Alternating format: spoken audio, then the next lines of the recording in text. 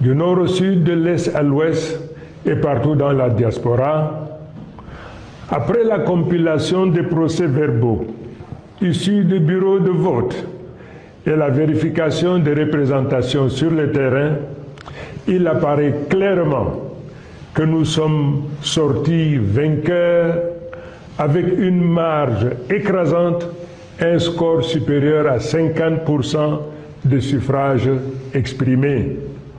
Un tel rejet, un tel désaveu prescrit au président sortant de faire preuve de courage, d'humilité, et au nom de la démocratie et des us et coutumes, appeler le vainqueur, le féliciter et lui notifier sa disponibilité à organiser une transition heureuse, mettant notre nation à l'abri de soubresauts et convulsions qui naîtraient d'une transition subie et non préparée. De la sorte, l'humanité entière reconnaîtrait en lui un homme de paix, soucieux de laisser un héritage dont on citerait l'exemple aux générations à venir. Mais hélas, telle ne semble pas être votre prédisposition. Mais malgré tout, sans arrière-pensée et d'un bon cœur, ma main reste tendue pour une transition pacifique. Mesdames et messieurs, il me plaît de rappeler avec force qu'en dépit de tous les obstacles érigés sur notre chemin, aujourd'hui, nous disposons de deux leviers. Celui qui confère l'adhésion populaire massive telle qu'illustrée lors de nos meetings et le respect scrupuleux du Code électoral en son article 113 qui nous autorise à porter à la connaissance du public des résultats tels que nous les avons énoncés. Incontestablement, ces deux leviers font de moi le président de la République légal et légitime.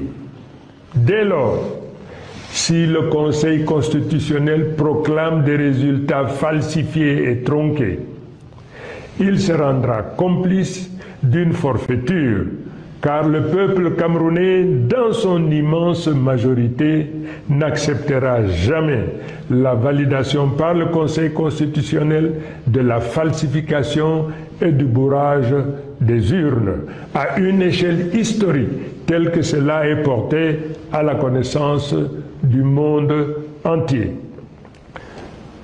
Le peuple ne se laissera pas faire.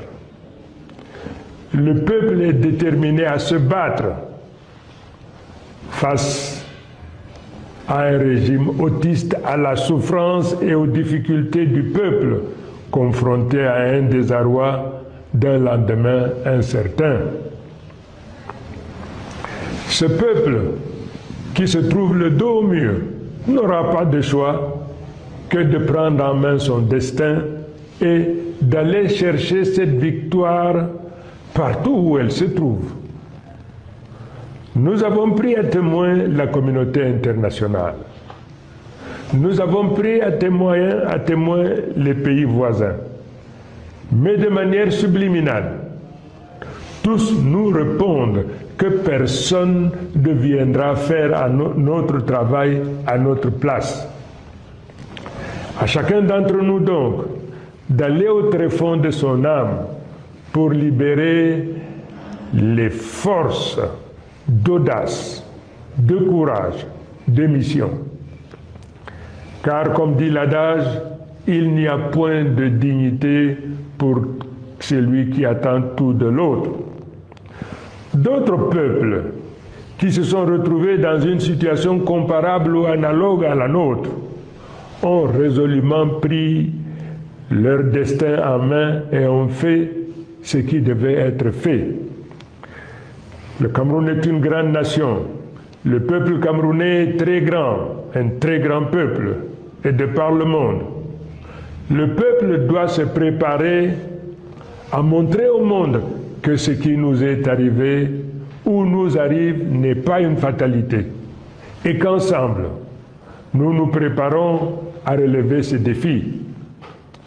À nos compatriotes du Nord, du Sud, de l'Est et de l'Ouest, partout où vous vous trouvez dans le monde, ayant présent à l'esprit la nécessité de protéger et de promouvoir notre nation, comme un seul homme, nous allons nous lever pour marcher, pour protester la main, dans l'amitié, la fraternité et nécessairement dans la durée.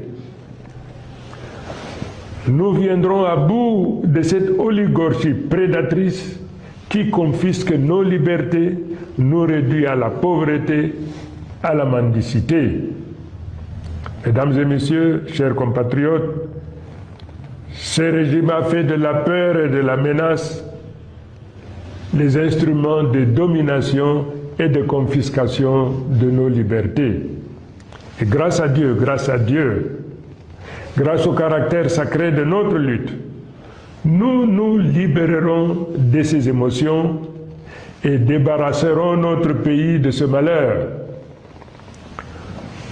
Nous découvrons également, sans surprise, la tentative de ce pouvoir à diviser, à fragmenter l'Union pour le changement, instrument politique puissant à la tête de la lutte que nous menons pour construire le changement.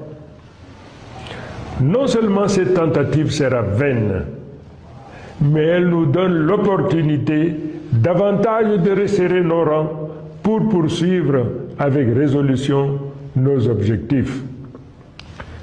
Je voudrais une fois de plus réitérer mon engagement à me tenir au sein du peuple pour la construction, pour la poursuite victorieuse de cette bataille qui ne prendra fin qu'avec la récupération de notre victoire. Au moment où je focalise mon attention sur notre problématique, j'apprends avec beaucoup de tristesse l'assassinat commis sur une enseignante, Madame Zuhaira, qui est tombée sur le champ d'honneur de la lutte pour notre liberté, pour notre dignité, pour qu'un nouveau jour se lève dans notre pays. Cet assassinat sera pour nous une cause supplémentaire pour redoubler nos efforts jusqu'à la réalisation de notre objectif. Quant à nos forces de défense et de sécurité, je voudrais rappeler la correspondance que je vous ai écrite. Cette lutte que nous menons, c'est également votre lutte. N'acceptez jamais de retourner vos armes contre votre propre peuple. La souffrance qu'endure le peuple est aussi votre souffrance. N'obéissez jamais à un ordre dont l'objet est la violence ou la suppression de la vie d'un des vôtres. Mes chers compatriotes, l'heure est grave. Nous n'accepterons pas de nous faire voler notre victoire. S'ils préfèrent menacer la sérénité et la paix du pays plutôt que d'admettre la défaite, nous répondrons par la détermination pacifique du peuple. J'invite tous les Camerounais, du nord au sud, de l'est à l'ouest, et partout où vous résidez dans le monde, à sortir comme un seul homme dans la paix et dans l'amour de la patrie. Marchons pour la libération et pour la revendication de notre victoire. Créez une grande vague pacifique qui montrera au monde que le peuple en a assez et qu'il veut sa liberté. Le droit de manifester est un droit universel.